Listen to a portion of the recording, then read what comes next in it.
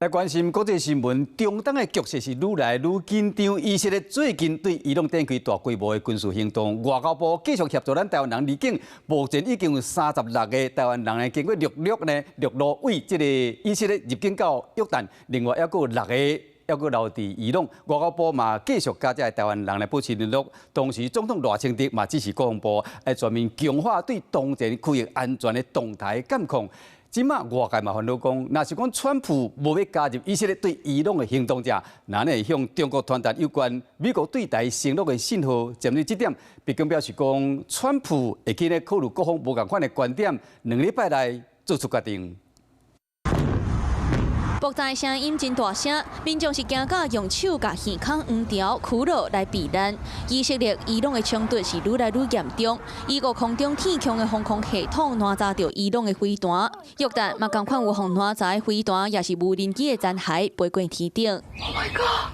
气氛是愈来愈紧张，着惊情势更较严重。外交部紧急协助台湾人离境，我国驻以色列的代表处安排16个台湾人离开以色列入境约旦，各向我国驻约旦的代表处提供后续的协助。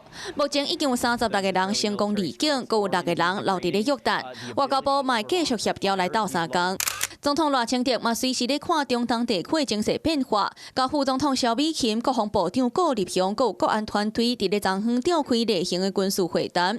赖总统表示，中国伫咧第1甲第2岛链全区域的军事施压，毋捌因为中东的局势有较减，连日的行动带来真大的风险，请国防部甲国安团队加强监控，确保伫咧紧急的状况之下，会当快速来反应。即马全球嘛咧关注美国敢会对伊朗采取行动。官媒报道，若是美国无伫咧无争议的抗疫当中协助上届坚定上中性的盟友之一，完成消除伊朗核威胁的任务。这个传互中国的信息，就是美国无可能会出手来防卫台湾。Well, the president enjoys a very respectful and cordial relationship with China's president. The president is balancing a lot of viewpoints, and he is listening not just to other world leaders, but to his advisors and to people here in the country and the American people too. 白宫表示 ，Trump 会伫咧2礼拜以内决定敢要对伊朗采取行动。美国的态度是真重要，牵动到区域安全，嘛影响到地缘政治的方向。Hello， 我是林明瑞。想要抢先掌握最及时的新闻资讯吗？赶快订阅、按赞、开启小铃铛，锁定我们华视新闻的 YouTube 频道。